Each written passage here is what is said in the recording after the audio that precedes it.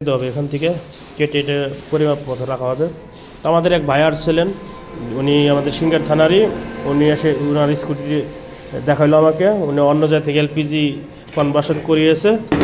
তো ওনার যে স্কুটি সামনে ট্যাঙ্কটা এমনভাবে ফিক্স করছে যে দেখতে খুবই খারাপ লাগছিল। তো উনি বললো যে আমাকে একটা ভিতরে হাইডেন ট্যাঙ্ক তৈরি করে দেন।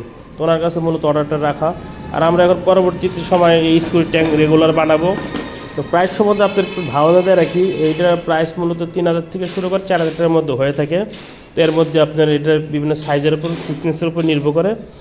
তো আপনাদের যাদের স্কুটি হাইডেন ট্যাঙ্ক প্রয়োজন, এটা আমরা নাম দিয়েছি হাইডেন ট্যাঙ্ক, স্কুটি হাইডেন ট্যাঙ্ক বা হাইডেন সিলিন্ডার। কারণ এটা আপনার স্কুটির ভিতরে যাদের স্পেস আছে minimum 8 inch by 8 inch, height 4 inch,